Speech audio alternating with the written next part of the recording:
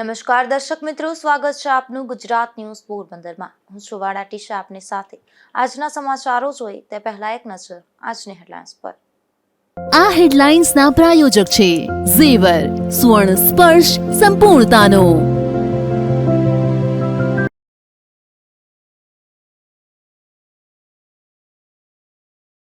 પોરબંદરમાં મૃત્યુ પામેલા યુવાનોના પરિવારને મળી આર્થિક સહાય।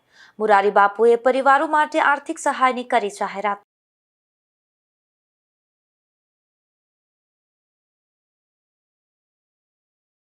પોરબંદરમાં જીઆઈડીસી રોડ બિસ્માર હોવાથી લોકોને મુશ્કેલી। રોડનું વહેલી તકે નવીનીકરણ કરવા સ્થાનિક વેપારીઓની માંગ।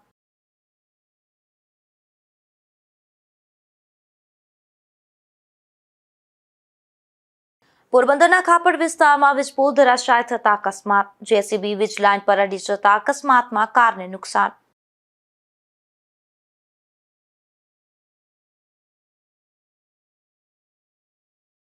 પોરબંદરમાં જડેશ્વર મંદિર આસ્થા, શ્રદ્ધા અને અધ્યાત્મનું કેન્દ્ર। ગુજરાત ન્યૂઝ પર મંદિરનો જુઓ ખાસ ધાર્મિક અહેવાલ।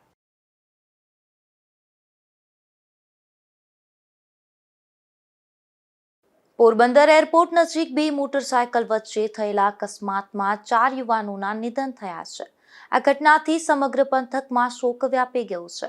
ત્યારે પ્રસિદ્ધ રામકથાકાર મોરારી બાપુએ આ દુર્ઘટના પર ઊંડી સંવેદના વ્યક્ત કરી અને મૃતક યુવાનોના પરિવારો માટે આર્થિક સહાયની જાહેરાત કરી છે।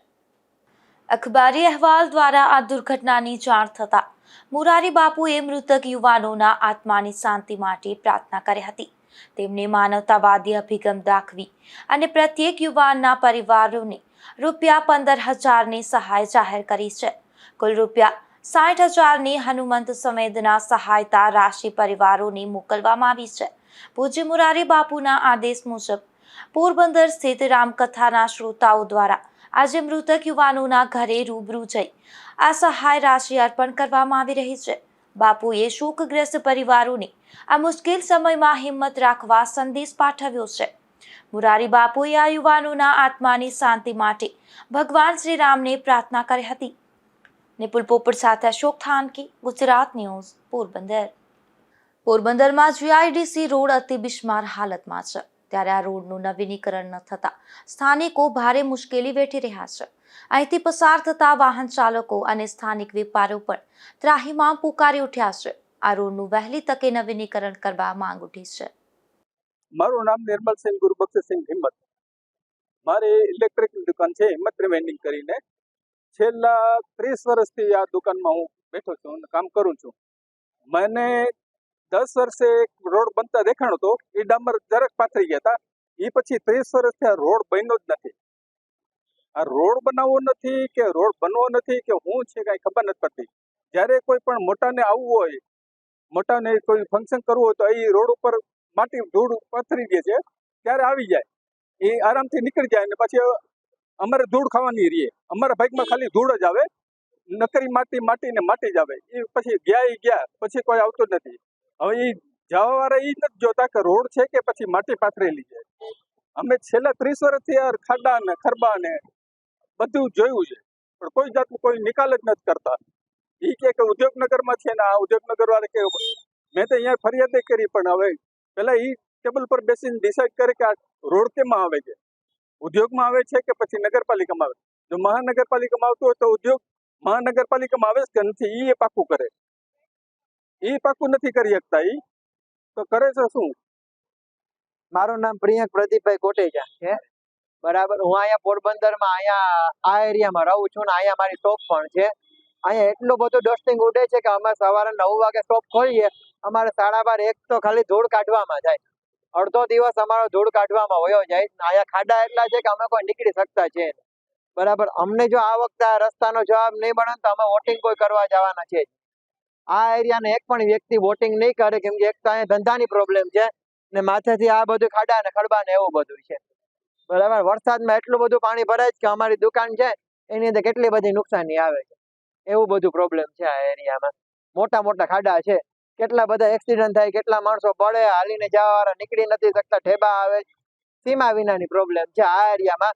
અમે નગરપાલિકામાં ફરિયાદ કરીએ તો નગરપાલિકા વાળા એમ કહે છે કે આ જીઆઈડીસી માં આવે, જીઆઈડીસી ને ફરિયાદ કરીએ તો એમ કે આ નગરપાલિકામાં આવે છે. અમે છે ગાંધીનગર લગન ફરિયાદ કરીને જોઈ લીધું, ક્યાંય પણ અમારા રસ્તાનું કામ થતું નથી. 20 વર્ષથી આ રસ્તાનું હું આ એરિયામાં 20 વર્ષથી છે, 20 વર્ષથી મેં આ એરિયામાં રસ્તો જોયો નથી.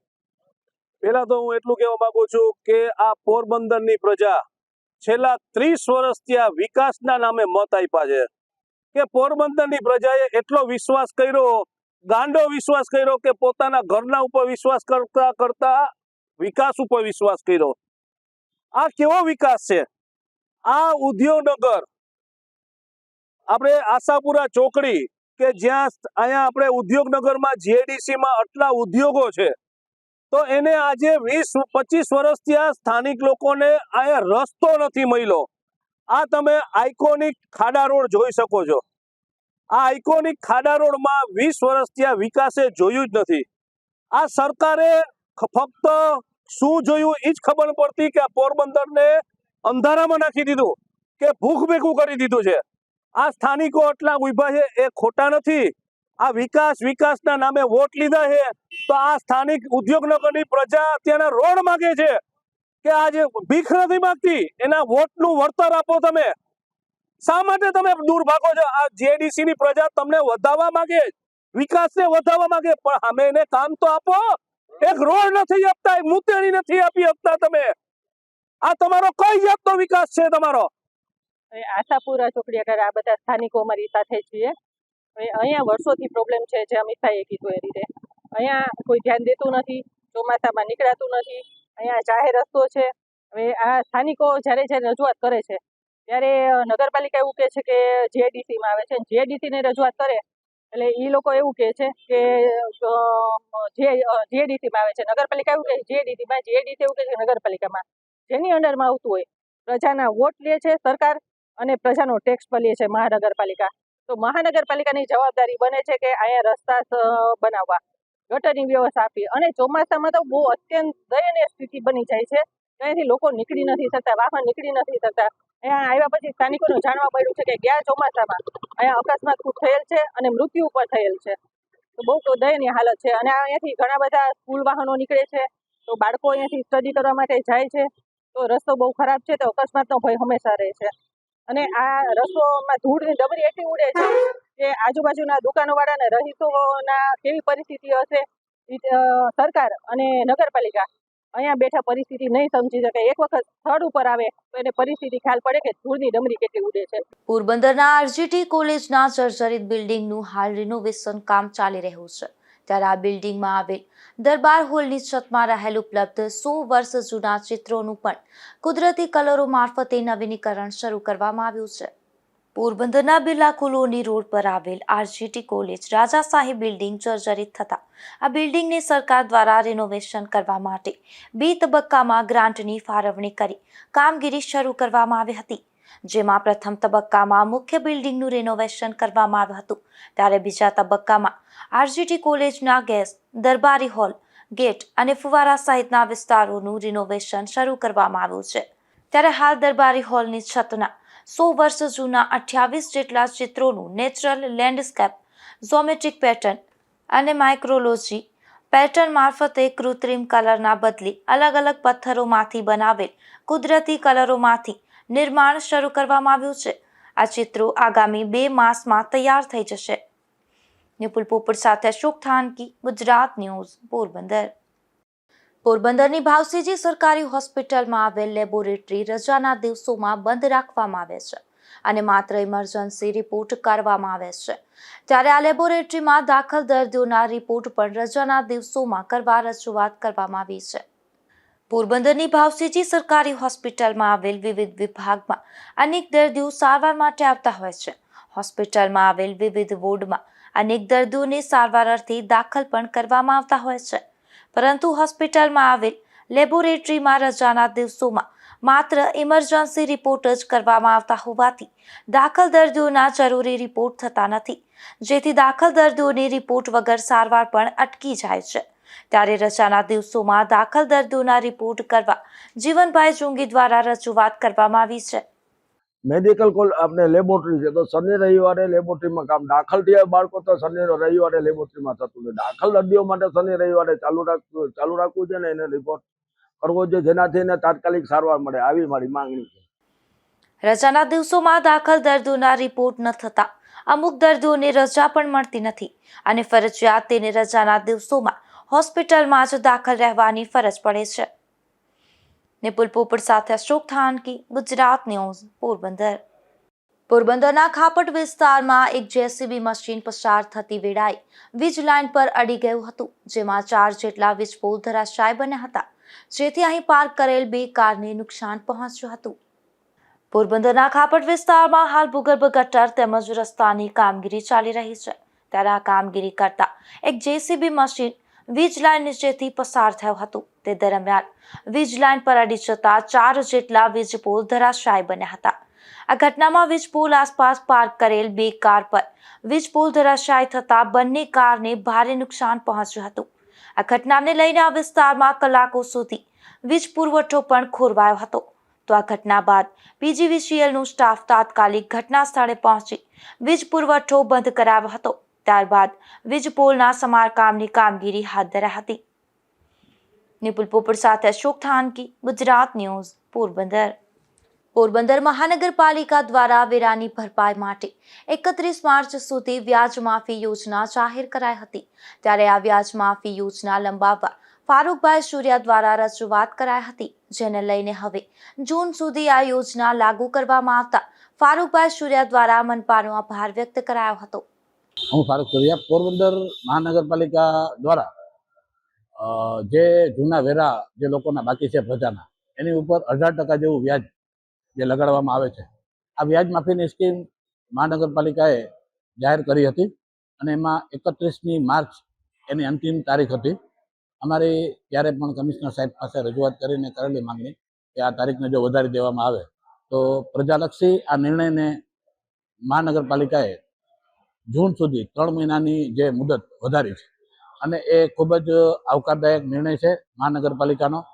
આ મહાનગરપાલિકાની પ્રજાલક્ષી યોજનાનો લાભ પોરબંદરની તમામ પ્રજાએ ત્વરિત લેવો જોઈએ અને આ 3 મહિના દરમિયાન એના જે બાકી વેરા હોય એને જો ભરી આપે તો એને જે 18% વ્યાજ છે એમાં 60-40ના રેશિયામાં માફી મળે છે.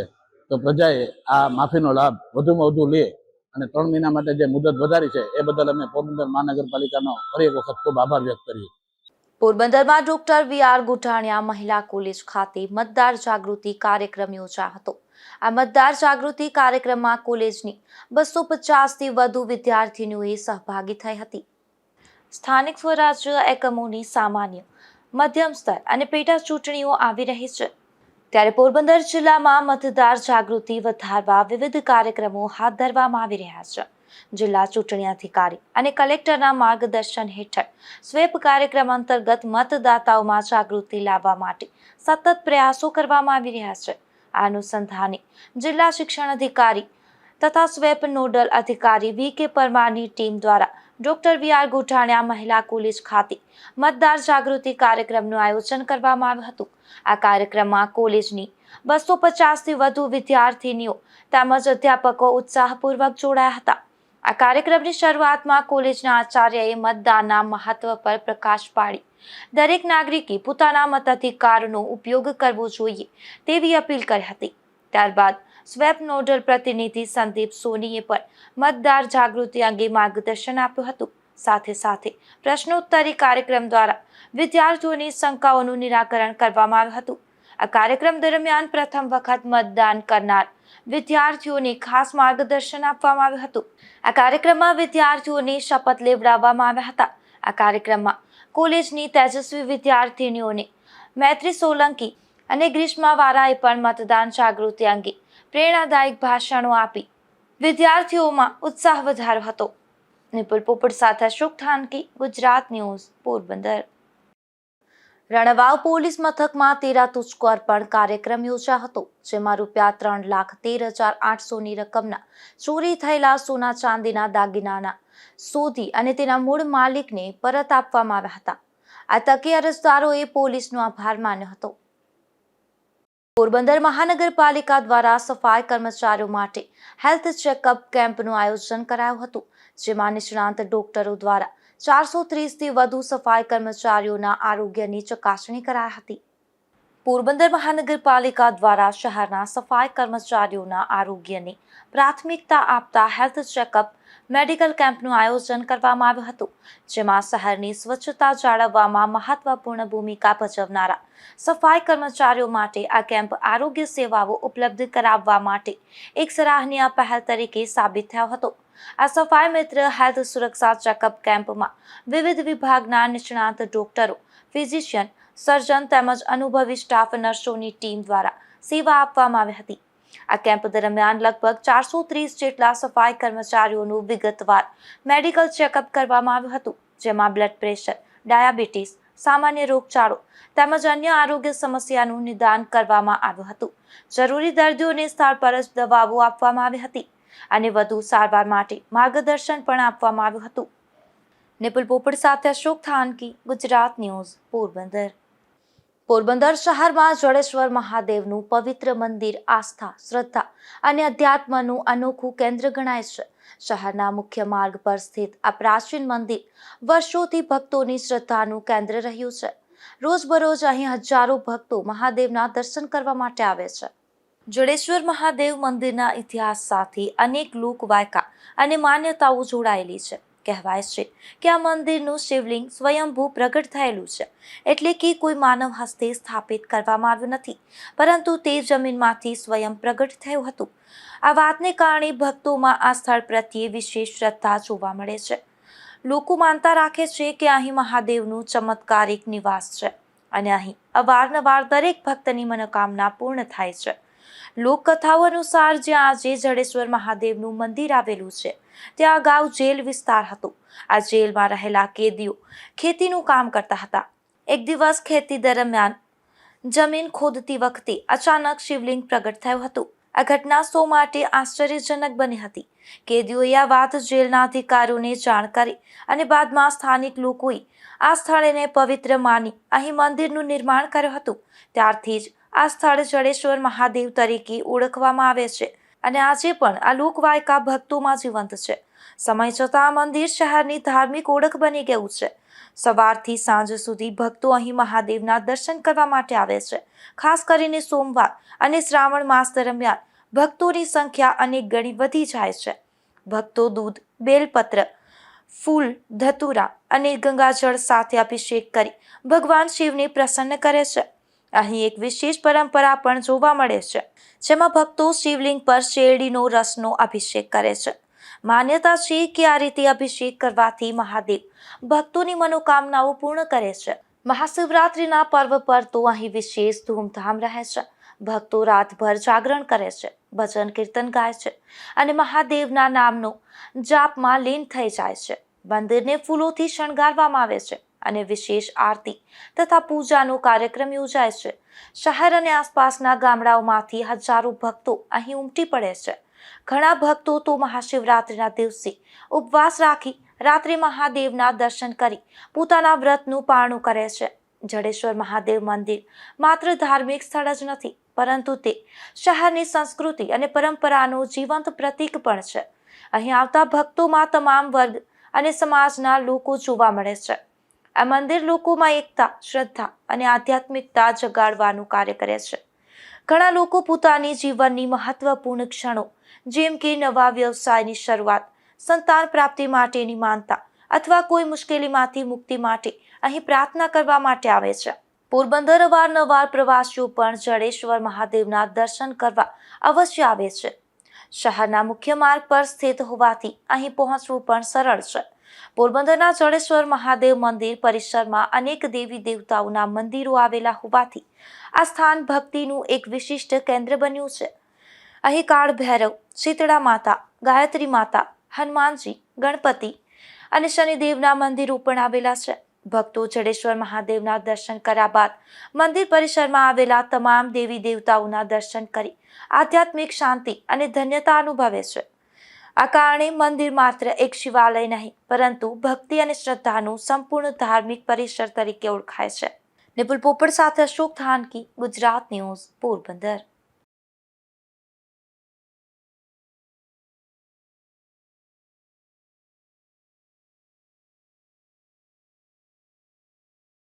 પોરબંદરમાં 2 શખ્સો વધુ એક વખત દેશી દારૂના જથ્થા સાથે ઝડપાયા છે.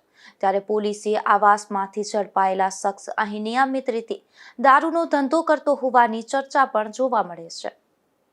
પોરબંદરની આવાસ યોજનાના 11 નંબરના બિલ્ડિંગમાં 16 નંબરના ફ્લેટમાં રહેતો હિતેશ ઉર્ફે ધોબી નરોત્તમભાઈ ગોહિલ વધુ એક વખત દેશી દારૂના જથ્થા સાથે ઝડપાયો છે.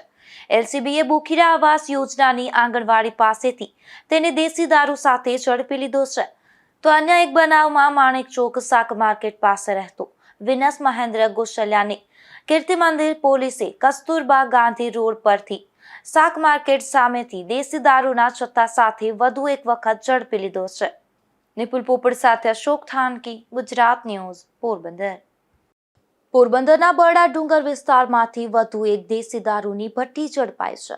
જેમાં રાણાવાવ પોલીસે અજમા પાર્ટનર્સ નજીકથી દેશી દારૂની આ ભઠ્ઠી ઝડપી લીધી હતી.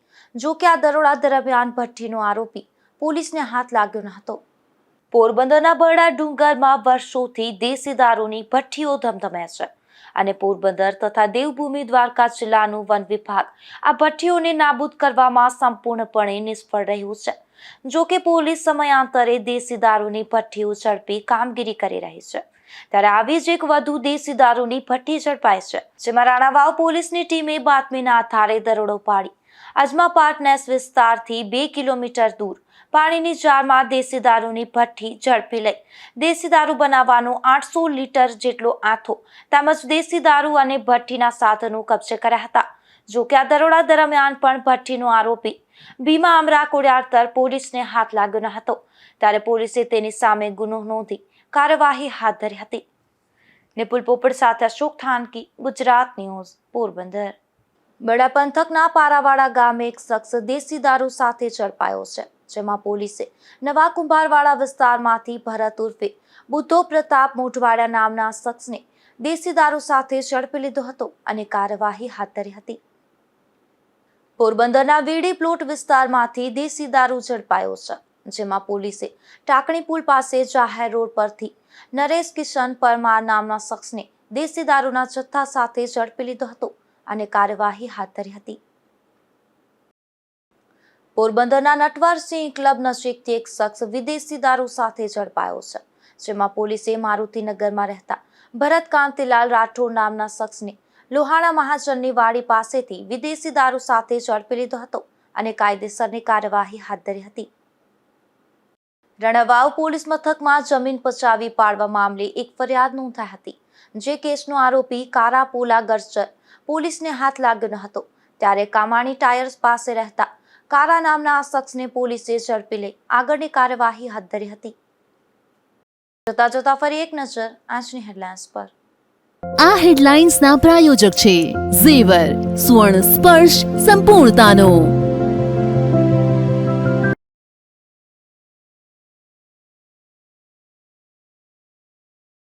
પોરબંદરમાં મૃત્યુ પામેલા યુવાનોના પરિવારને મળી આર્થિક સહાય. મુરારી બાપુએ પરિવારો માટે આર્થિક સહાયની કરી જાહેરાત.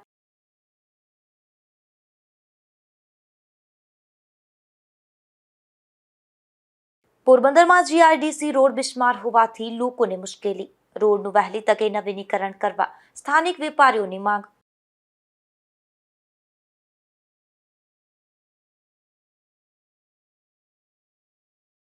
પોરબંદરના ખાપડ વિસ્તારમાં વીજપોલ ધરાશાય થતા અકસ્માત. જેસીબી વીજ લાઇન પર અડી જતા અકસ્માતમાં કારને નુકસાન.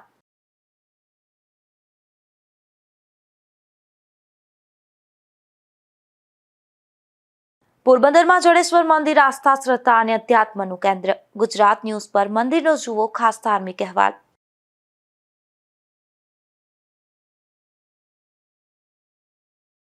મળીશું આવતીકાલે આ જ સમયે નવા સમાચારો સાથે. ત્યાં સુધી રજા આપશો. નમસ્કાર.